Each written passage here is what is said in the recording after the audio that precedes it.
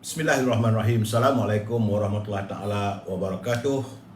Salam bahagia, salam pertemuan, salam pencerahan, salam kebebasan. Apa khabar saudara?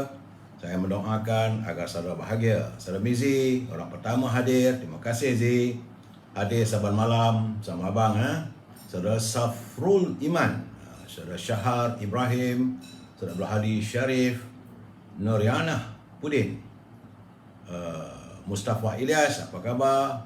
Kadang-kadang awal, kadang-kadang lambat saudara Mustafa ya. Yang pasti harimau berantai, garang hadirnya tu. Saudara Mamu Beta dari Penang, saudara Mak Zaki, Mak Zain, saudara Badrin Abu Bakar, saudara Roslan Lan, apa khabar Lan? Sihat ya? Saudara Mak Azrul Hash Isyam, Waalaikumsalam. Saudara Hafi Ikwan, saudara Zainal Abidin, saudara Joh Yasin, Joh Yasin, Hanif Ismail. Salam, terima kasih hadir bersama. Yang saya perlukan adalah share, like dan subscribe. Kalau ada gangguan di Facebook, beralih kepada Instagram ya. Instagram saya akan aktifkan masa Mutiara Kata nanti. Ya, saudara Roslan Lan, saudara Muhammad Taufik Osman. Baik, saya harus memberi pencerahan tentang kedudukan apa-apa yang tak seronok kita dengar. Saya mengharapkan agar segeralah benda ini tidak lagi ada laporan, tapi terpaksa memberi laporan kerana masih lagi bergejala ya saudara. Kedudukan hari ini Isnin 16 Ogos 2021 COVID-19. Hari ini ada sedikit susut, walaupun susut tetapi tak banyak sebab semalam 20,670. Hari ini jumlah mereka yang dijangkiti oleh virus corona adalah 19,740. Dengan jumlah keseluruhan yang terkumpul sudah 1,424 orang. 1,424,639 warga kita yang dicengah oleh virus corona. Yang mengundang kematian hari ini saja, kematiannya adalah 274 orang warga kita yang tewas. Jumlah kematian sudah pun mencatat kepada angka 12,784 orang saudara ya.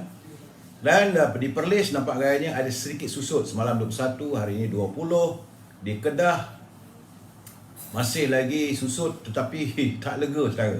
Semalam 1,596, hari ini 1,592. Warga Kedah sudah 70,224 dijangkiti virus corona. Begitu juga di Pulau Pinang, masih lagi menunjukkan angka-angka kenaikan. Semalam 1,111, hari ini 1,251 cek. Tinggi cek di Penang. Di Pulau Pinang tinggi. Dan Perak adalah sedikit kelegaan yuk, tapi tak banyak sebab semalam 1,069, hari ini 938. Di Selangor alhamdulillah susut. Semalam 7,307, hari ini 5,706. Sudah lebih setengah juta warga di Selangor ni yang dijangkiti oleh virus corona. Di wilayah Persekutuan juga susut. Semalam 1,442. Hari ini di wilayah Persekutuan 1,360. Jumlah Lembah Kelang telah campur dua-dua yang dijangkiti oleh virus corona sudah 674,000. 674,000 warga di Lembah Kelang yang dijangkiti oleh virus corona. Putrajaya susut semalam 47, hari ini 43, dan agak melegakanlah di Negeri Sembilan. Terus mengelonsor daripada 698 kepada 343. Teruskan untuk kita memutuskan jaringan virus corona di Negeri Sembilan saudara ya. Tetapi yang agak mendebarkan apabila di Melaka, peningkatan di Melaka sudah mencecah angka ribu. Sebab semalam 631, tapi hari ini 1,120 warga di Melaka sudah dijangkiti oleh virus corona. Hari ini 1,000 lebih. Di Johor juga ada peningkatan. Semalam 1,508, hari ini 1,510. Di Pahang ada sedikit kelegaan. Semalam 926, hari ini 646. Di Terengganu pula meningkat daripada 534 kepada 688 orang warga Terengganu yang dijangkiti oleh virus corona. Begitu juga di Kelantan. Agak mendebarkan kita kerana di Kelantan ni daripada 1,025 dia naik 1,227. Di Sabah nampak gayanya masih lagi meningkat ya Sabah. Semalam 1665, hari ini 1728. Tapi di Labuan alhamdulillah susut sedikit kepada angka single digit, iaitu 2 orang saja dijangkiti di Labuan. Tetapi di Sarawak semalam 963, hari ini mencanak kepada 1566. Begitulah tingginya angka-angka yang masih lagi berlegar. Saya mendoakan kalau boleh biar kita sifarkan jaringan jangkitan virus corona ini, saudara ya. Dan untuk kalau dikirakan untuk hari ini tanggal 16 Ogos, jumlah keseluruhan untuk bulan ini adalah 311,367. 16 hari bulan Ogos, 311,367 warga kita yang dijangkiti oleh virus corona. Sedangkan bulan lalu sebulan 361,293. Apakah jumlah ini akan meningkat atau kita mengharapkan berkurangan? Tak tahulah saya. Baik, itulah laporan yang dapat saya berikan. Kita pergi sekejap tazkirah pendek daripada Amirul Mukminin Abi Hafs Umar bin Al-Khattab radhiyallahu anhu berkata, saya mendengar Rasulullah SAW bersabda, sesungguhnya setiap perbuatan tergantung pada niatnya, dan sesungguhnya setiap orang akan dibalas berdasarkan apa yang dia niatkan.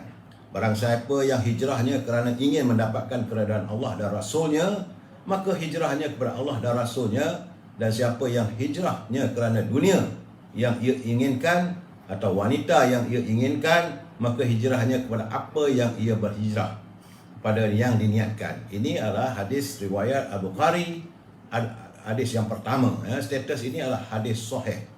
Pengajaran daripada hadis ini, setiap amal seseorang bergantung pada niat. Niat merupakan syarat diterima atau tidaknya sesuatu amal perbuatan. Amal ibadah tidak akan menghasilkan pahala kecuali berdasarkan niat. Kita solat pun saudara juga dengan niat. Ikhlas melakukan suatu amal semata-mata kerana Allah adalah dituntut pada semua amal. Orang yang berhijrah kerana Allah, dia akan memperoleh apa yang diniatkan dengan ganjaran pahala. Lakukanlah apa juga amal kebaikan dengan niat yang ikhlas kerana Allah, berusaha kerana Allah ya. Jadi berusahalah melakukan hijrah dengan meninggalkan setiap keburukan dan dosa kepada sesuatu yang lebih baik dan diredai. Itulah tazkirah pendek kita hari ini. Kita masuk mutiara kata. Mutiara kata kita hari ini kiriman saudara Hibil. Kata catatan saudara Hibil Hasan. Terima kasih Hibil. Kebenaran adalah bunga matahari yang tidak ada aroma dan mahkota keemasan. Sedangkan persahabatan adalah mawar segar yang memberikan keharuman dari setiap kuntumnya. Jadi setiap kebenaran itu tak ada aroma, orang tak nampak, tetapi persahabatan itu adalah sesuatu yang amat segar, amat wangi, sebagaimana sekuntum mawar merah yang mempunyai aroma yang cukup indah, saudara ya. Baik, itulah tadi. Terima kasih saudara Hibil. Tazkirah mutiara kata daripada sahabat saya Cikgu Hibil. Moga saudara sihat walafiat. Saudara, salam impian moratorium dan kumpulan wang simpanan pekerja RM10,000. Kalau kita berbelanja tanpa had, negara bakal menuju muflis.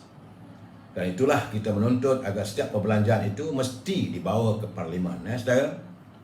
Dan saya juga ingin mengingatkan supaya ambil perhatian. Sekali lagi, saya tak mahu teman-teman kita yang tertipu. Kalau ada orang menggunakan nama saya, minta itu, minta ini, ataupun menawarkan sesuatu, jangan layan. Tolong delete segera. Kerana setiap kali anda menekan atau untuk mengetahui apa yang mahu diberikan atau khidmatnya, maka waktu itulah segala data-data dalam telefon anda akan diperolehi oleh skamer, dan ini boleh mendatangkan musibah kepada saudara. Tajuk perbincangan kita malam ini cukup sampai di sini. Cukup sampai di sini.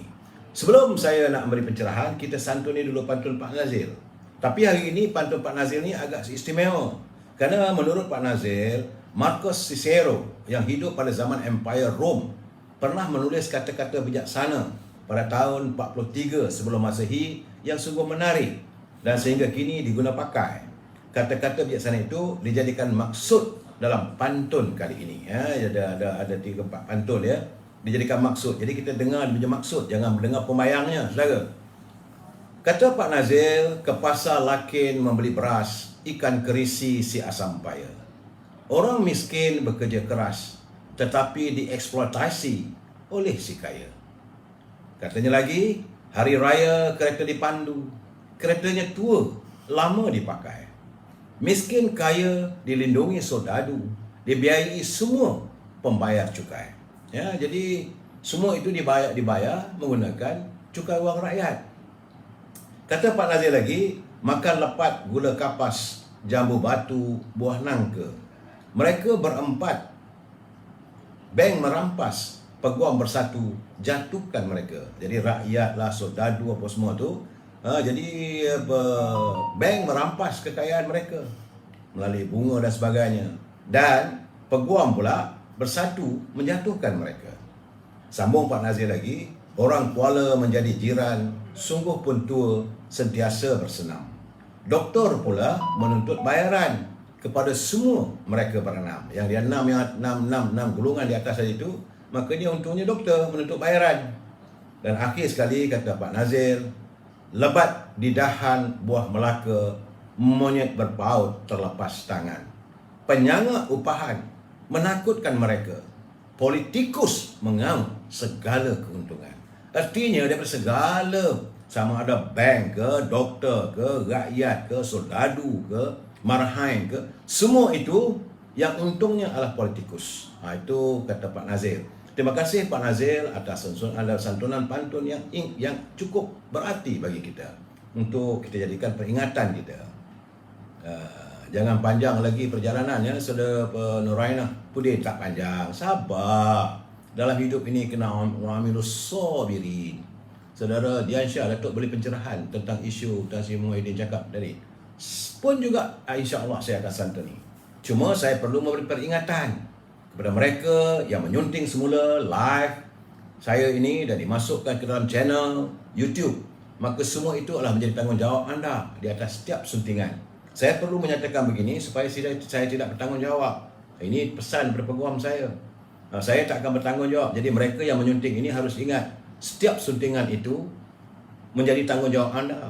Begitu juga kalau orang komen dan sebagainya. Saya tak tahu sebab saya tak ada kesempatan, saya tak ada kemampuan untuk meneliti satu persatu. Jadi sila pastikan anda berfikir panjang sebelum menyalin semula ataupun membuat suntingan. Kena ingat, pencerahan ini adalah pencerahan politik yang didasarkan daripada pengetahuan saya serta berita-berita yang saya dapat daripada media sosial, media internet, media elektronik dan juga media tempatan kita saudara ya. Prinsipnya kita mesti bersetuju untuk tidak bersetuju. We must agree to disagree. Kita adalah warga cinta damai ya, Saudara Junai Izzat. Dan pesanan saya terakhir sekali, gunakanlah bahasa yang baik. Sebab semalam saya tengok ada 2-3 orang menggunakan bahasa yang cukup kurang sopan. Laman saya ini bukan untuk mencarut ya saudara. Bahasa kalau nak marah macam mana pun, saya pun kadang-kadang marah juga. Semalam saya marah, tetapi kemarahan itu jangan dilampiaskan dengan menggunakan bahasa-bahasa yang tidak beretika. Kita warga cinta damai yang menyantuni harmonis bangsa saudara. Dalam politik ni saudara, dia kena ada Tuan Madinah. Satu persatu ya. Jadi sepatutnya setiap calon yang mau diangkat sebagai Perdana Menteri ke, sebagai menteri ke, sebagai timbalan menteri ke, apa saja jawatan, seharusnya ia mesti diputuskan oleh pimpinan Majlis Tertinggi Parti. Dan sebarang rundingan secara senyap-senyap dianggap tidak menghormati pucuk pimpinan. Ini soal prinsip saudara. Sebab semalam ada orang pergi ke sana, pergi ke sini menjaja untuk mendapatkan sokongan dan sebagainya atas nama peribadi, membelakangkan parti. Ini tidak molek saudara. Begitu juga perundingan dengan parti-parti lain yang sewajarnya biarlah parti yang membuat rundingan, bukan tubuh badan itu sendiri. Kalau ada tawaran untuk sesuatu jawatan dan sebagainya, kena patah balik kepada parti, kena bertanya kepada parti, saya ni nak dilantik sebagai siswa politik, saya ni nak dilantik sebagai timbalan menteri, ataupun saya nak dilantik sebagai menteri. Bagaimana apa kata parti? Sebab ini bukan parti kita yang memerintah. Bila parti lain yang memerintah, dia kena dapat kelulusan daripada parti. Ini seharusnya menjadi amalan. Ini yang dikatakan Tomah Dinah bila kita berparti. Kita tidak boleh membuat sebarang keputusan. Sebab itu kalau saudara mendengar pencerahan saya tidak memberi pencerahan bagi pihak parti UMNO walaupun saya warga UMNO. Apa yang saya nyatakan mengikut pengetahuan saya dan bukan merupakan suara resmi parti. Melainkan parti sudah memutuskan, you kena buat kenyataan begini. Itu baru kita putuskan, baru kita buat. Kalau tidak, tak boleh saudara. Ini menyanggah disiplin parti. Dan ini boleh membawa kepada pemecatan sebagai ahli parti. Boleh ada tindakan disiplin dan sebagainya. Sebab itu, macam mana yang saya selalu nyatakan, kerana mesyuarat Majlis Tinggi UMNO dijada baik dulu telah pun memutuskan sesiapa yang terima jawatan timbalan Perdana Menteri akan dipecat. Ini adalah mesyuarat dijada baik pada 9 hari bulan Jun kalau tak silap saya. Dan kita lihatlah, saya bukan mantan timbalan Perdana Menteri, tak lama pun. Mantan timbalan Perdana Menteri Datuk Ismail Sabri, saya kira dia bernasib baik kerana apabila Majlis Tinggi macam tutup mata sebelah, tak apalah, biarlah, walaupun sudah menyanggah keputusan parti dengan harapan jawatan disandang itu membawa keberuntungan untuk parti. Tapi apa nak buat, akhirnya Majlis Tinggi dipermainkan. Suara atau keluhan dan air mata para penyokong langsung tidak dihiraukan. Jadi kita mengharapkan apa yang terjadi, apa yang telah berlaku, anggapkanlah ini sebagai satu peristiwa yang tidak boleh diulangi. Dan masanya sekarang ni, ayo kita gerakkan seluruh anggota parti kita untuk terus lebih bersemangat dan bangkit untuk kembalikan maruah parti kita agar UMNO dapat menjadi seperti dahulu. Ini seruan saya, saudara. Selepas detik hitam 9 Mei 2018, UMNO tumbang di tangan Pakatan Harapan. Saat-saat itu kita melihat adanya ahli-ahli parti, pimpinan parti, wakil-wakil rakyat yang memperoleh kemenangan sebagai ahli parlimen dan sebagainya. Mereka melompat, sama ada sebagai ahli parlimen ataupun ahli luar negeri, mereka melompat meninggalkan parti. Ini meninggalkan kesan yang cukup mendalam kepada warga parti UMNO. Pedih, sedih, sayu, malu. Jadi saya mengharapkan bahawa mereka ini kalau boleh Datuk Seri Presiden tak payahlah nak lambai. Benar, Datuk Seri Naib Presiden Datuk Seri Khalid Nordin, dia kata lupakanlah peristiwa lalu, marilah kita kembali ke pangkal jalan. Soal nak kembali ke pangkal jalan tu boleh, tetapi kalau mereka masih lagi memegang jawatan-jawatan tertentu dalam parti, tentulah ini akan mengecewakan warga. So terpulanglah kepada Biro Disiplin untuk menentukan. Kalau mereka nak balik kepada parti kita ini, mestilah berada dalam kedudukan sama rata macam kita baliklah. Dia nak bertanding kemudian, tapi tidak boleh memegang apa jawatan sepatutnya sebab dia telah pun mengkhianati parti kita. Saudara, apa yang berlaku pada Datuk Lokman Adam berbeza. Dan kabarnya Datuk Lokman Adam telah pun membuat permohonan 6 kali. So kita mengharapkan agar Majlis Tinggi UMNO, dan saya tengok dari segi perlembagaannya, tempoh jeda bahawa beliau pecat sebagai ahli sudah berakhir. Dah 2 tahun dah, bolehlah terima dia balik. Dan ternyata bahawa orang begini dia ikhlas dalam perjuangan, tetapi menjadi mangsa kepada percaturan politik yang kita tak tahu. Sebab kalaulah Datuk Lokman Adam ada dalam Majlis Tinggi, mungkin lebih tegas lagi kedudukannya. So saya merayulah Datuk Seri Presiden berlapang dada. Tapi dalam kita berlapang dada, kita tak bolehlah terima pengkhianat. Mereka yang mengkhianati parti kita haruslah disingkirkan, tak ada keperluan lagi. Jangan risaulah, peringkat akar umbi sentiasa bersama-sama dengan Presiden dan pimpinan Majlis Tinggi UMNO. Sebab saya saudara, jadi saya sebenarnya bila tadi mendengar ucapan Yang Amat Berhormat Perdana Menteri selepas dia meletakkan jawatan, saya sayu hati. Sayu hati kerana saya rasa sedih kenapa begitu ucapannya. Masih lagi nak menyalahkan orang lain. Kenapa tidak ucapannya tu, saya dah pun buat yang terbaik, so inilah keadaannya, haraplah kalau saya buat silap, minta maaf ke apa, okeylah juga. Ini tidak, masih lagi membelasah pimpinan kita. Masih lagi ayat-ayat yang tak baik, menuduh adanya klepet apa semua tu, macam-macam lah. Jadi bagi saya tak seharusnya dilontarkan. Yang sudah tu sudahlah. Anda nak berhenti, okey lah. Ada saya tengok sebagai rakyat pun terima dengan kita buka. Kita nak tutup buku. Sebab itu dia kata cukuplah sampai di sini perbalan kita. So, show must go on. Hidup masih diteruskan. Jadi dalam keadaan sekarang ni masih lagi menyalahkan orang tu, marahkan orang ini. Apa nak jadi pada orang Melayu kita ni, bangsa kita?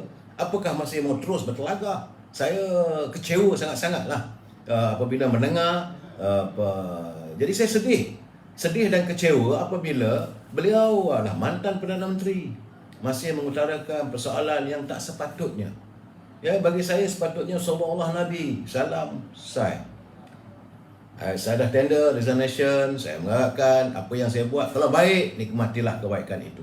Kalau silap, saya mohon 1000 keampunan. Rakyat kita ni rakyat yang berlapang dada. Tentulah tak apalah, sudahlah. Ini masalahnya saudara, saya rasa. So tak tahulah saya pula pada dia. Cuma yang tak seronoknya saudara,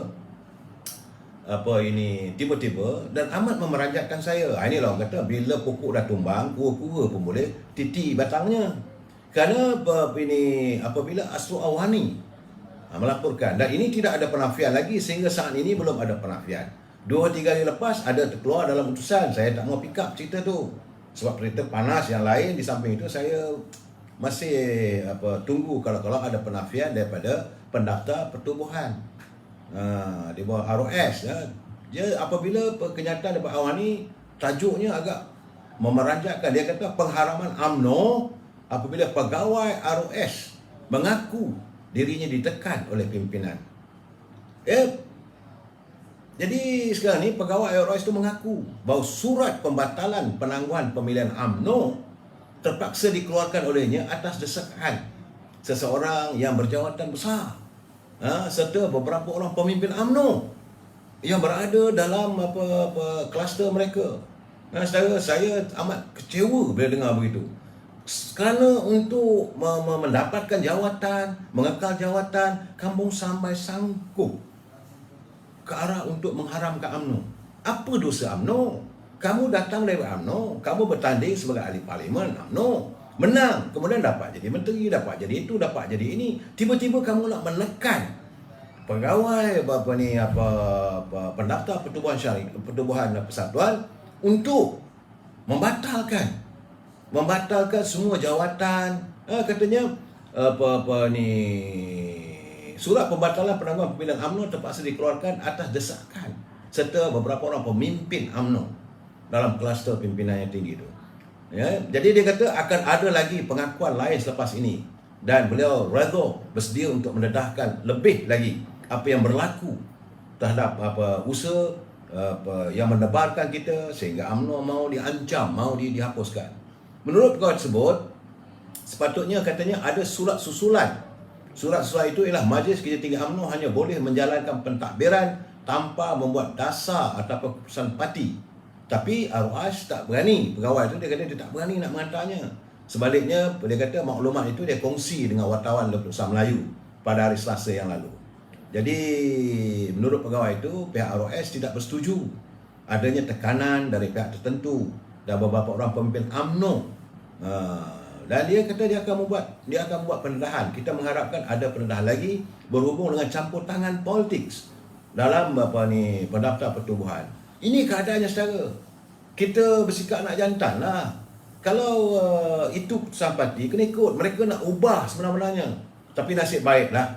Nasib baik Allah mahu melindungi parti UMNO ini. Maka hari ini mereka tidak lagi bergelar menteri, tak ada lagi jadi timbalan menteri dan sebagainya. Kerana saya amat mengharapkan kalau benda ini ada penafian daripada RS. Tapi sehingga saat saya menyatakan ini, tidak ada penafian. Jadi kalau tidak ada penafian, benarlah perkataannya mengata. Saudara, dan hari ini berakhirlah jawatan Ahmad Muhammad Tan Sri Muhyiddin sebagai Perdana Menteri Malaysia. Dan beliau merupakan Perdana Menteri yang paling singkat. Saya ada orang kiriman, saya elok juga untuk pengetahuan kita bersama, untuk kita mengetahui kedudukan Perdana Menteri yang terdahulu dan yang terbaru. Dalam culipan yang saya dapat, Perdana Menteri pertama Tengku Abdul Rahman memerintah negara kita ini selama 4,767 hari. Kemudian Allahyarham Tun Razak selama 1,939 hari. Allahyarham Tun Hussein On 2,007 hari. Tapi Tun Dr. Mahathir paling lama lah. Dia kata untuk yang Jeddah pertama adalah 8,136 hari. Itu penggal pertama, sesi pertama dia menjadi Perdana Menteri adalah 8,136 hari, 22 tahun. Kemudian Tun Abdullah Ahmad Badawi sejumlah 1,979 hari. Datuk Seri Najib selama 3,321 hari, iaitu sekitar 29 tahun saudara. Dan kali kedua Tun Dr. Mahathir menjadi Perdana Menteri adalah selama 655 hari dalam Kerajaan Pakatan Harapan. Dan yang terbaru, yang terakhir adalah Tan Sri Muhyiddin adalah selama 532 hari. Ini sekadar pengetahuan kita bersama saudara ya, untuk kita tahu tu gananya ya. Dan Duli Yang Mahmulia Tuan Agong Sultan Abdullah Riyadauddin Al-Mustafa Billah Shah hari ini pun telah berkenan menerima menghadap Tan Sri Muhyiddin. Kabarnya selama lebih kurang dalam setengah jam lah, 30 minit, bermula daripada 12.32 minit tengah hari. Sebelum itu baginda berjumpa dengan Ketua Susun Negara Tan Sri Muhammad Zuki, dan bertemu dengan Peguam Negara Tan Sri Idul Harun, pengurusi Suruhanjaya Pilihan Raya Dato' Abdul Ghani Saleh, dan Ketua Polis Negara serta Panglima Angkatan Tentera di Istana Negara. Jadi menurut kenyataan media oleh Datuk Pengelola Berjaya Diraja Datuk Ahmad Fadhil Samsudin, Al-Sultan Abdullah turut berkenan menerima surat peletakan jawatan Tan Sri Muhyiddin sebagai Perdana Menteri dan seluruh jemaah menteri dalam kabinet dengan serta-merta berkuat kuasa hari ini.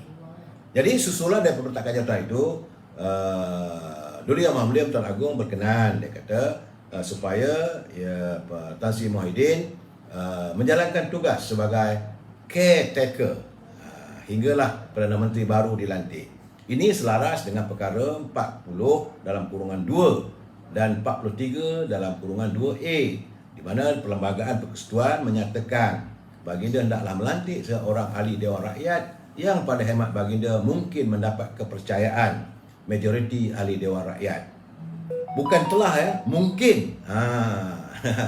Sebab saya kena bagi tahu mungkin, kerana telah ni kalau dah dapat kepercayaan, ini kalau mungkin ni pada pandangan baginda boleh dapat mungkin sebagai Perdana Menteri. Jadi untuk menjadi mempengurusikan jemaah menteri dan sebagainya. Dan menurut kata Ahmad Fadhil lagi, Dulu Yang Mahmulia tuanku turut menzahirkan penghargaan.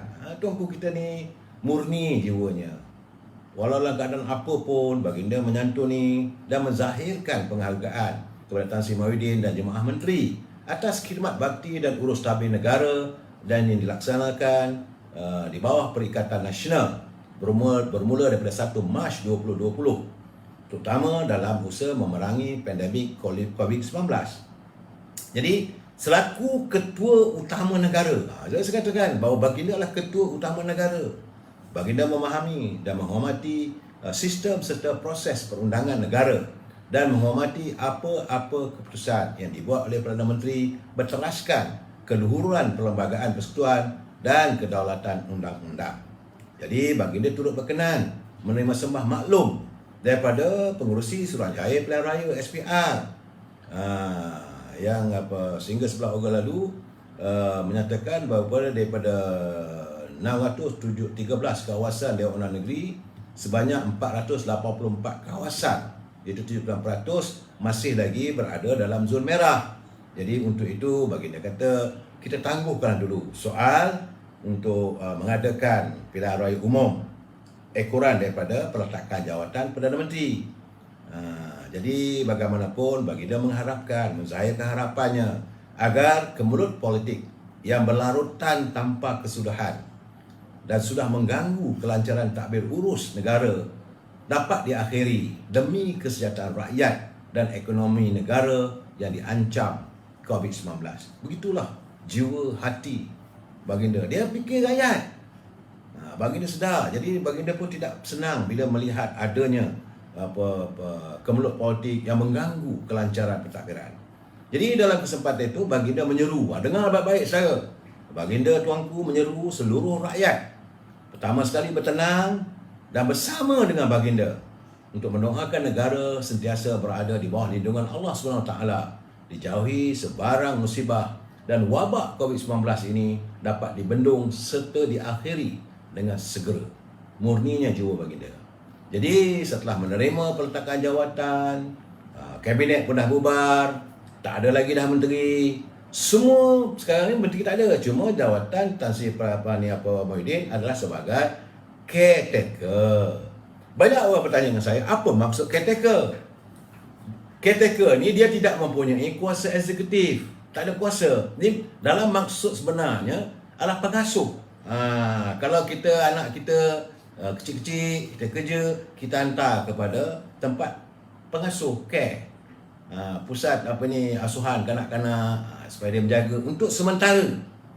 Dan sebagai Perdana Menteri caretaker ini tidak ada kuasa eksekutif, langsung tidak ada.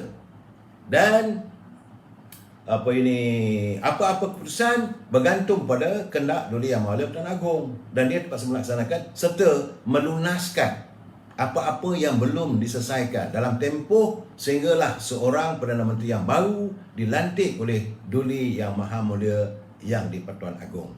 Itu maksud caretaker saudara, bukan Perdana Menteri. Caretaker ni adalah sementara je, tak lama pun sehinggalah sampai pelantikan Perdana Menteri yang baru. Jadi Perdana Menteri baru ni besar kemungkinan akan dilantik, bagi saya lah, pandangan saya, besar kemungkinan 3-4 hari lagi. Baginda akan mengumumkan siapakah calon Perdana Menteri. Itu kita akan ulas sebentar lagi. Tapi ada pula bertanya, apakah adanya interim?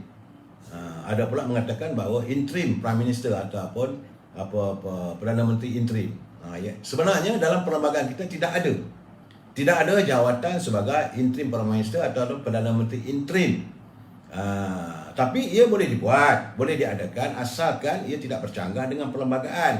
Kerana interim, Perdana Menteri interim ni dia boleh melantik kabinet. Dia ada mewujudkan kabinet, ada menterinya, ada timbalan menteri, ada sesuatu macam mana biasalah. Cuma tempohnya tidaklah panjang. Interim ni bertaraf sementara, mungkin 6 bulan ataupun setahun. Keadaan ni supaya untuk meredakan suasana politik. Jadi paling penting sekarang ni adalah seperti untuk meluluskan bajet. Ini perlu. Kita dalam 2-3 bulan lagi kita berhadapan dengan pembentangan bajet. Kalau bajet tak diluluskan oleh Parlimen, habis. Satu negara tak boleh berbelanja. Ini adalah mengikut kehendak perlembagaan. Sebab itu Duli Yang Maha Mulia Pertuan Agong dulu dalam tahun 2020 dia minta supaya ahli-ahli Parlimen janganlah jadikan bajet ini sebagai isu politik. Jadi akhirnya seluruh ahli Parlimen seramai 114 orang mengundi meluluskan bajet tersebut dalam keadaan yang begitu selak. Kalau bajet tak diluluskan, gaji kaki tangan kerajaan tak boleh, kerajaan nak berbelanja tak boleh, pembangunan terhenti serta-merta, apa pun tak boleh dibuat, melainkan allowance untuk institusi istana ada. Jadi ini keadaan saudara ya. Jadi untuk caretaker Prime Minister, dia tak ada kuasa. Ada di situ, bukanlah kata patung ya, ada di situ hanya untuk menyelesaikan kerja-kerja susah. Jadi dia tak boleh tubuh kabinet, dia tak boleh menubuhkan kabinet. Dia tidak mempunyai kuasa pun. Cuma untuk berhati, at least adalah tempat orang bertanya. Contohnya kalau ketua setiausaha nak buat satu keputusan, adalah untuk dia bertanya. Itu pun tak lama, sementara. Jadi caretaker Prime Minister means nak tunggu Agong lantik Perdana Menteri baru. Macam mana zaman ketika waktu peralihan antara Kerajaan Pakatan Harapan dengan Perikatan Nasional. Bila Dr. Mahathir kata nak berhenti, so dia sekejap jadi caretaker, sehinggalah semua urusan untuk urusan untuk pelantikan Tan Sri Muhyiddin sebagai Perdana Menteri terlaksana, maka habislah jawatan caretaker Prime Minister ni. Saya kena ingat ya, cara sekarang ni untuk pelantikan Perdana Menteri yang baru ni sebenarnya adalah sesuatu yang perlu kita hayati betul. Ia bukan mudah, saudara. Ia adalah satu tanggungjawab yang paling krusial dalam keadaan sekarang. Kerana pertama-tama sekali, Perdana Menteri yang akan mengangkat sumpah, yang akan dilantik oleh Agong nanti, pertama-tama sekali dia kena merungkai ordinan darurat sebelum 6 September. Sebab 6 September ni, jadah takwim Parlimen akan bersidang. Jadi macam mana nak buat benda begini? Oh, letih, saudara.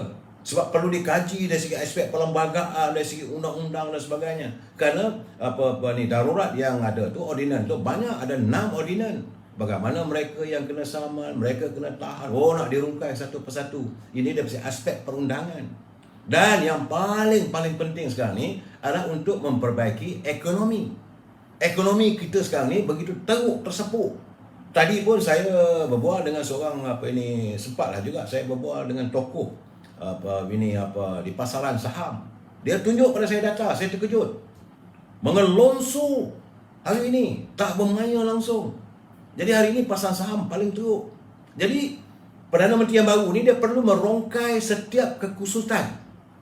Ini umpamanya seperti benang tu yang dah terjalin dan dah nak dirungkai satu-satu bukan mudah, saya.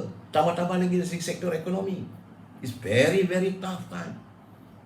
Dan paling penting pula, Perdana Menteri yang baru ni dia terpaksa berhadapan dengan pembentangan bajet untuk 2022. Apakah dia nak ambil balik bajet-bajet yang ada di kerajaan yang lalu? Tentu itu tak bersesuaian dengan dirinya.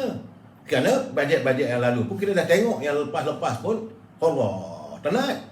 Dan untuk mendapat satu bajet baru, mesti seorang yang betul-betul pakar ekonomi, yang tahu bagaimana nak menyusun atur tentang ekonomi negara kita ni. Kerana ini akan memberi gambaran kepada dunia luar, memberi gambaran kepada pelabur-pelabur, memberi keyakinan pada pelabur yang sedia ada, supaya mereka tak lari. Dan juga kepada pelabur-pelabur yang nak datang, supaya mereka sekarang ni berlumba-lumba masuk balik ke negara kita.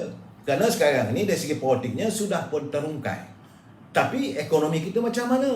Saya perlu ingat, untuk kerajaan yang terdahulu, kita tak maulah bahawa Perdana Menteri yang baru nanti, dia akan membuat kenyataan, ini dulu hutang banyak sangat. Tak boleh. Dia, Perdana Menteri yang akan datang ni, dia harus meneruskan. Kalau ada hutang, perlu dipikul, perlu dilangsaikan. Dia tak boleh nak buat blame game. Macam mana yang dilakukan oleh waktu Pakatan Harapan. Zaman Lim Guat Eng jadi Menteri Kewangan, Perdana Menteri Dr. Mahathir, dia kata negara kita tak nak duit kerana kerajaan dulu banyak pakai duit. That is not the way. Begitu juga apabila Tan Sri Muhyiddin jadi Perdana Menteri, dia kata kerajaan dahulu dah banyak pakai duit, negara susah. Tak boleh. Dia mesti memberi gambaran, mesti melaksanakan dan merungkai serta melunaskan segala hutang-hutang negara. Saya perlu ingat hari ini hutang negara sejumlah sudah pun meningkat kepada 64.81%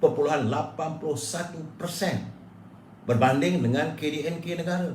Ini adalah satu tahap yang saya tak tahu apakah dibenarkan oleh perlembagaan.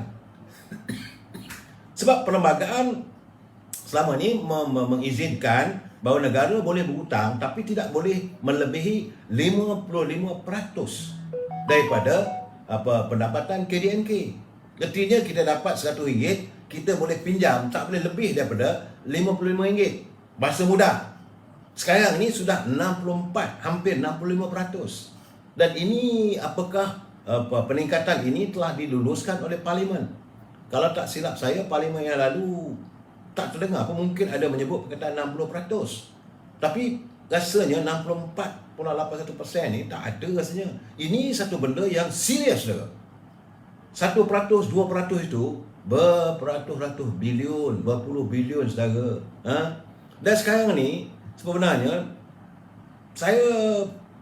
dapatan saya bahawa negara kita berhutang sejumlah 350 bilion. Macam mana kita nak merungkai? Macam mana kita nak melangsaikan hutang ini? Ini satu benda yang bukan mudah, terlalu sukar. Sebab itu pelantikan Perdana Menteri yang baru ini penting. Sebab itu saya katakan seorang itu mesti pakar, mesti tahu tentang ekonomi. Macam mana nak menyelesaikan masalah yang sedia ada, yang menjerut negara kita ini, agar negara luar meyakini kedudukan kita. Ini apa? Perlulah kita cari jalan. Perdana Menteri yang baru kena mewujudkan satu tema bajet yang jelas. Sama ada, ya memanglah kita akan pastilah bajet yang defisit, tetapi temanya macam mana untuk menyelesaikan hutang, kebertanggungjawaban rakyat dalam mewujudkan keharmonian. Ini keadaannya saudara ya. Kemudian ini berbalik kepada perlantikan Perdana Menteri. Kuasa melantik Perdana Menteri seperti saya katakan bukan dengan SD. Ia pelantikan itu hak mutlak agung. Menurut perkara 40 dalam kurungan 2A dalam Perlembagaan Persekutuan, kuasa melantik Perdana Menteri yang baru terletak sepenuhnya pada Dewan Mahkamah Agung. Jadi maknanya Agung boleh melantik, sebab saya katakan tadi, sesiapa sahaja di kalangan 220 orang ahli Dewan Rakyat. Kerana 2 orang dah meninggal dunia, jadi mengikut budi bicara baginda, dan pada hemat baginda mendapat kepercayaan majoriti. Dia bukan nak bawa SD tunjuk, tuanku saya dah dapat 200, saya dapat 150. Bukan begitu. Tuanku mutlak dia pulang dia nanti siapa pun. Kerana dalam sekarang ni, apabila tuanku dah lantik seorang itu, dia pula mempunyai tempoh sekitar 60 hari untuk mengabsahkan kedudukannya yang dianggap mempunyai majoriti di Parlimen. Itu merupakan floor test dengan mengukuhkan usul percaya kepada Perdana Menteri. Ini tidak dilakukan oleh kerajaan lalu. Jadi saya agak tertarik dengan catatan daripada Ketua Pergerakan Pemuda, Datuk Ashraf. Ini benar sebenarnya. Kerana menurutnya dia kata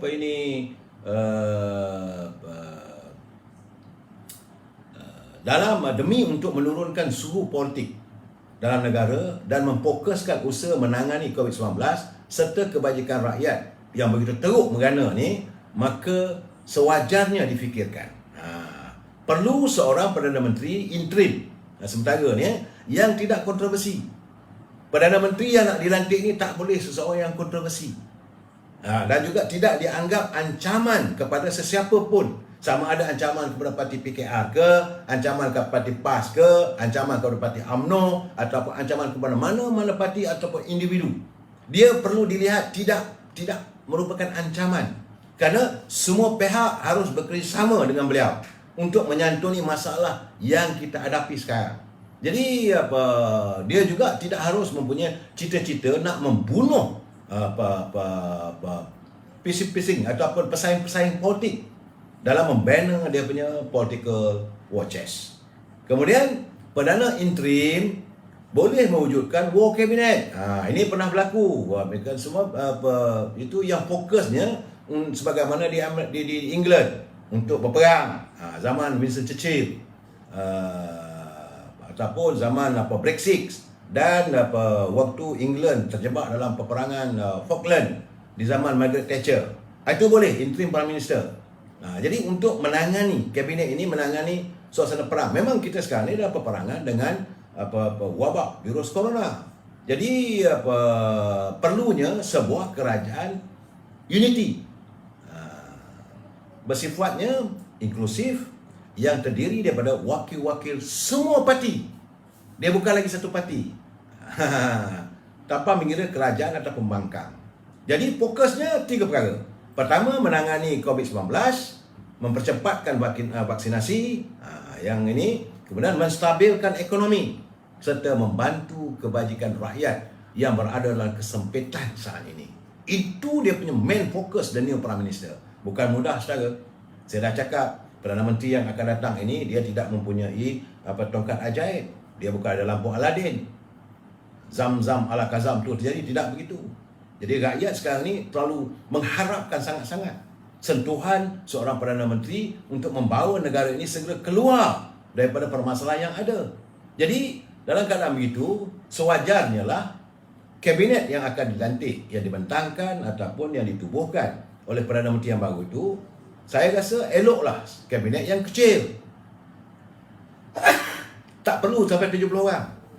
Cukup 10-20 orang je. Yang penting nak menangani masalah ekonomi negara, nak menangani masalah serangan virus corona, mau menangani masalah kehidupan rakyat yang susah. Dasar banyak-banyak kepala sangat. Cari satu dasar, laksanakan yang supaya dapat dilaksanakan dengan efektif. Dan tidak hanya bergantung pada ramai-ramai orang. Cukup 10-15 orang. Jadi kerajaan interim dalam tempoh ini sehinggalah imuniti berkelompok tercapai lebih kurang 90%, rakyat masih. Jadi sasarannya antara 6 hingga 9 bulan, ya.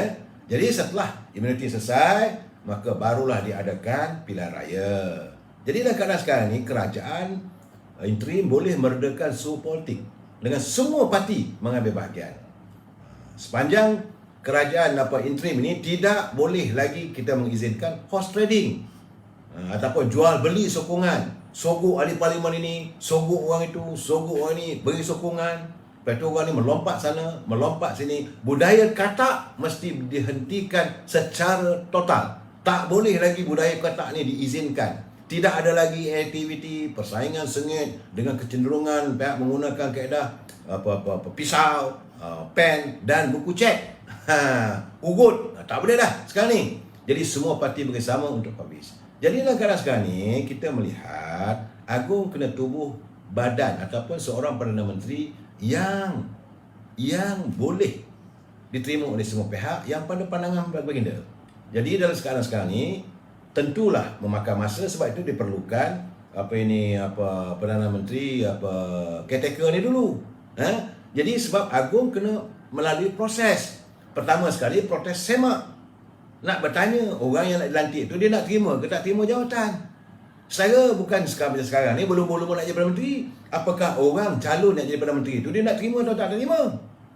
Kena ingat tu. Jadi mesti ada dipanggil, dijemput ke istana. Bagaimana pandangan saudara? Kita nak berhasrat, nak melantik you sebagai Perdana Menteri. Boleh terima ke tak boleh terima? Itu persoalan dulu.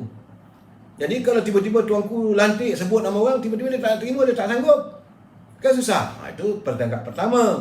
Yang kedua, mesti dikaji latar belakang dia.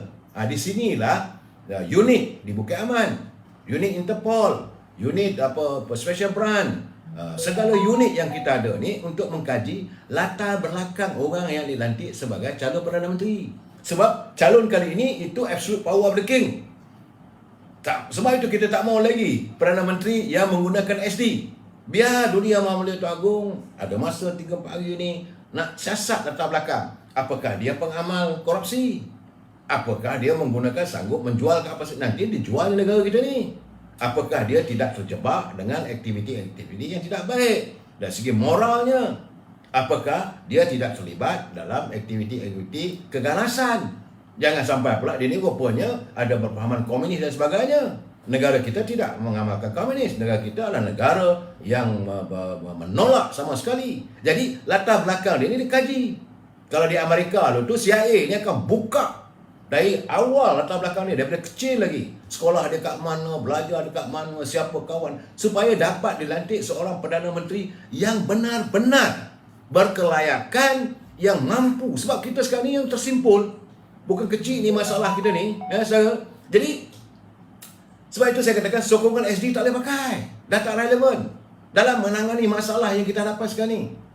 Kita memerlukan seorang yang berhati, jiwanya kental, orangnya hebat, orangnya tak ada mementingkan diri, tidak akan menggunakan jawatan itu untuk kepentingan diri ataupun kroni. Inilah di sini saya katakan bahawa kita rakyat harus berlapang dada dan menerima siapa yang dipilih oleh tuanku. Kerana baginda akan membuat kajian secara terperinci, dapat laporan daripada unit intelijen, military MIO. Jadi MIO ni military intelijen tentera ni akan datang sembah pada tuanku. Tentulah tuanku sebutlah 3-4 nama. Jadi orang ni yang pada pandangan baginda boleh mendapat sokongan. Jadi MIO ni akan bentangkan, tuanku orang ni okey, tapi dia punya ni gini, orang ni okey, ini gini latar belakangnya, orang ni okey. Dan bagi sebab ini kita merasakan daripada 3 ni kita nampak inilah susunan nombor 1, nombor 2, nombor 3. Itu daripada MIO. Kemudian daripada Bukit Aman, polis juga mempunyai dia punya cara bagaimana siasatan. Dari laporan yang kita dapat, dia ni dulu sekolah di sini, pendidikannya begini, orangnya bohongnya ke tidak bohongnya, orang ni mungkar tak mungkar, orang ni disenangi tak disenangi oleh rakyat. 1, 2, 3, 4. Okey. Kemudian barulah diberi pada tuanku akan panggil orang tu. Baru ditawarkan. Ini caranya. Jadi sebenarnya sebab tu saya kata main-main SD ni dah tak relevan. Kerana tambah-tambah ini kerana peralihan kuasa ni tak berlaku daripada parti. Kalau dulu, sebab tu saya dah bercakap bahawa kalaulah seseorang itu parti itu menang majoriti besar. Contohnya katalah UMNO dulu. Lepas saja Tun Dr. Mahathir, lepas daripada Tengku Abdul turun pada Tun Razak, lepas pada Tun Razak turun pada Tun Sin On, lepas Tun Sin On turun pada Dr. Mahathir. Waktu itu UMNO mempunyai kursi yang banyak, majoriti. Ini tak ada. Saudara, kalau kita lihat sekarang ni kedudukannya, tak ada satu parti pun yang boleh membentuk kerajaan. Tidak ada. Sebab itu absolute power of the king.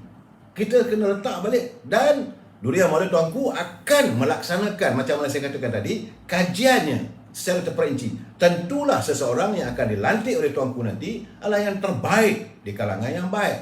Bukan kata dah terbaik di kalangan yang tak baik, tak. Yang terbaik di kalangan yang baik-baik. Dia memanglah pertama dia mestilah pemimpin yang diperakui dan sebagainya. Sebab itu saya 3-4 malam lepas tu saya marah bila adanya daripada UMNO ni membelakangkan parti kita ni.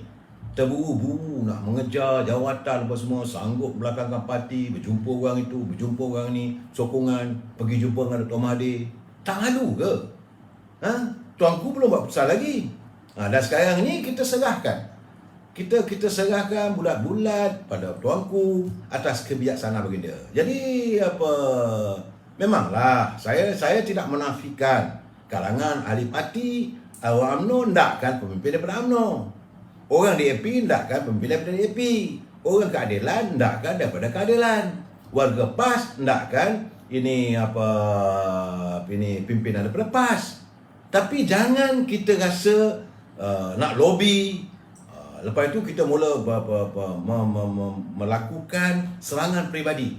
Saya amat khawatir dalam keadaan sekarang ni, media sosial ini akan digunakan untuk menyerang peribadi-peribadi pemimpin. Sama ada nak serang pemimpin daripada UMNO ke, nak serang pemimpin daripada keadilan ke, nak serang daripada pemimpin PAS. Sekarang ni kita ceasefire dulu. Kita peringkat bertenang. Kita serah kepada tuanku, dan tuanku ada dia punya caranya bagaimana nak melantik. Sebab hari ini kami crucial. Dalam tempoh 4-5 hari ini, kita sama-sama kita berdoa agar diilhamkan kepada tuanku seorang pemimpin yang benar-benar baik. Yang terbaik di kalangan yang baik. Yang paling penting sekali, dia mesti tegas. Saya yakin tuanku akan cari satu orang yang tegas, yang tidak akan tolerate. Yang kedua, yang tidak terhutang budi dengan sesiapa. Kalaulah dia menggunakan SD, dia hutang budi. Dapat SD sokongan daripada Parti Pejuang, dapat sokongan daripada Parti Amanah, dapat sokongan daripada Sabah Sarawak. Jadi tuntutan pemimpin parti itu dia terpaksa penuhi. Ini dipanggil scheme of thing. Scheme of thing akhirnya lumpuh, akhirnya dia rapuh. Macam mana berlaku yang baru kita alami. Kemudian satu kumpulan lagi pula tu dengan DAP-nya, PKR-nya, dengan amanahnya, dan dia tutang budi dengan pemimpin-pemimpin begini. Dia tidak boleh membuat satu keputusan yang benar-benar tuntas. Jadi tentulah tuanku akan mencari seorang, pertama dia tegas. Yang kedua, yang tidak akan meletakkan kepentingan diri dia sama sekali.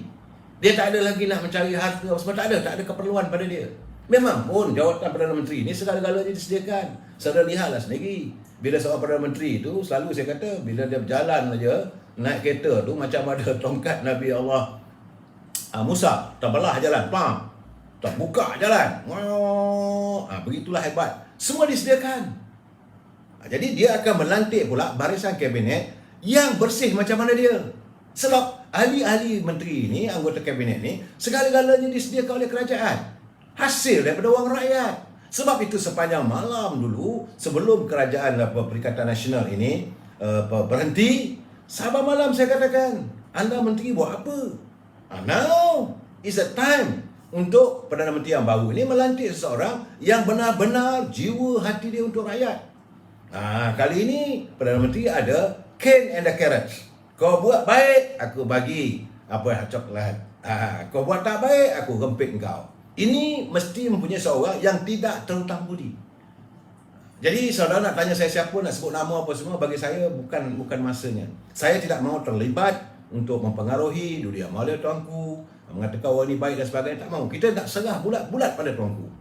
Tapi saya yakin, keyakinan saya, tuanku akan memilih seseorang yang pada hemat baginda. Mesti orang itu tegas, mesti orang itu tidak meletakkan jawatan ini untuk mencari kekayaan peribadi. 3, tidak akan mengamalkan nepotisme. Nepotisme ni nak bagi projek, nak bagi kontrak orang ni. Yang keempat, tidak akan mengamalkan korupsi. Orang ini mesti menentang korupsi. Sebab kehancuran kita, rosaknya akhirnya negara terpaksa berhutang sampai 380 bilion adalah sebahagian daripada elemen korupsi. Dan lepas ini kita juga nak menuntut pimpinan yang akan datang ni kena semak balik. Kita nak minta semak balik segala keputusan-keputusan yang lalu. Menteri-menteri yang lepas ni mereka tidak terlepas. Saya yakinlah mereka tidak terlepas daripada apa sahaja tindakan yang mereka lakukan. Jika ada kepentingan diri, maka kali ini kita minta supaya SPRM benar-benar melaksanakan tugas dan matlamat wujudnya jabatan itu. Pihak polis juga akan melaksanakan tugas dan tanggungjawab sebagaimana yang diamanahkan pada mereka. Dan kali ini kita tak dibukakan habis-habisan. Ini bukan nak memalukan, tidak. Jadi siapa saja buat kesilapan perlu dihadapkan ke muka pengadilan. Kerana kita mahu, inilah masanya kita melakukan pembetulan. This is the time for us untuk melakukan koreksi. Dalam waktu yang sama, parti orang Melayu kita ni UMNO juga perlu melakukan korupsi. Koreksi. Perlu. Mana-mana pemimpin yang dilihat tidak setia kepada pada parti yang sanggup menghirup air mata warga, orang ini perlu disingkirkan. Tidak perlu berada dalam kepimpinan parti. Orang-orang ini main jauh-jauh. Sudah cukuplah mereka menghirup air mata rakyat, mereka menghirup air mata ahli-ahli warga peringkat akar umbi. Akar umbi kata nak begini, mereka kata begini, seolah-olah melihat mereka saja yang pandai, seolah mereka saja yang bijak.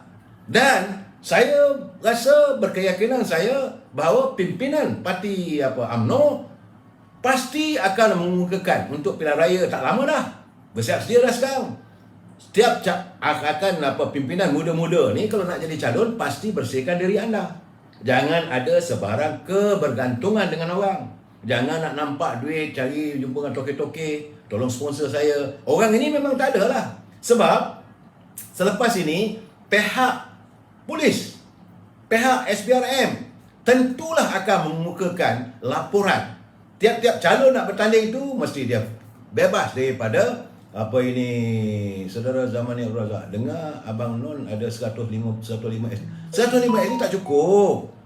Maya Sabri ada 100, tak cukup. Sekarang ni tak perlu lagi kita membicarakan soal SD. Dulu yang Mahmula yang di Hutan Agung tidak terikat, dah tak relevan lagi tentang SD ini. Tidak ada relevansinya. Ini absolute power to the king akan memilih seorang yang pada pandangan baginda. Tapi kalau waktu itu dah dilantik orang ini, masih lagi ada berlaku itu dan ini, maka tuanku akan menggunakan kuasanya. Saya rasa tuanku akan menggunakan, kalau gini kadang kita declare habis. Bagi pendengar tentera lah. Kena ingat secara, ini negeri ini, kerajaan ketua utamanya Agong. Bila dia lantik itu, mengikut apparatus yang ada, tentulah orang itu, sebagai saya kata tadi, yang terbaik, yang perlu diberi sokongan. Bukan lama mana pun. Sehinggalah kita selesai, pertama sekali hutang negara, kedua COVID, yang ketiga ekonomi, kehidupan rakyat kelas satu ni, dan kita dapat kehidupan baru, buat pilihan raya. Bila pilihan raya nanti, usahakanlah kalau anda warga UMNO bertanggungjawab untuk memastikan UMNO terus dominan. Kalau anda daripada warga Parti Keadilan, pastikanlah keadilan menang majoriti. Kalau anda daripada warga PAS, gunakanlah usaha sedaya upayanya memikat rakyat agar PAS dapat diterima oleh rakyat. Itu saja. Parti lain saya tak nampak. Kalau nak gunakan parti DAP, mereka maksimum lebih kurang 42 kursi saja. Yang saya nampak pertembungan akan berlaku agak panas, agak seriusnya nanti adalah antara UMNO dengan Parti Keadilan. Sebab tapi saya rasa dominannya nanti masih lagi kepada UMNO, sebab UMNO ada akar umbi. Keadilan juga ada akar umbi, tetapi akar umbi keadilan masih lagi tak sekukuh macam UMNO. UMNO dah 60 tahun. Sebab itu adalah menjadi tanggungjawab pimpinan UMNO dan ahli-ahli UMNO kena beri sokongan pada Presiden untuk melakukan pembersihan, melakukan regeneration, melakukan perubahan, melakukan suatu penggubaran untuk Parti UMNO supaya dapat kembali berada di landasan yang benar agar pentadbiran negara kita ni kembali stabil sebagaimana kehendak duli-duli yang Maha Mulia Gajah-Gajah Melayu dan duli yang Maha Mulia Yang Tuan Agung. Negara kita ini perlu distabilkan, rakyat perlu dimakmurkan. Ini paling penting. Calon pimpinan mesti seseorang yang solid pemikiran ekonominya, tegas orangnya, tidak berkompromi dengan sebarang elemen-elemen yang tidak baik. Kita jumpa lagi malam besok. Wabillahi taufiq wal hidayah. Assalamualaikum warahmatullahi wabarakatuh. Selamat malam.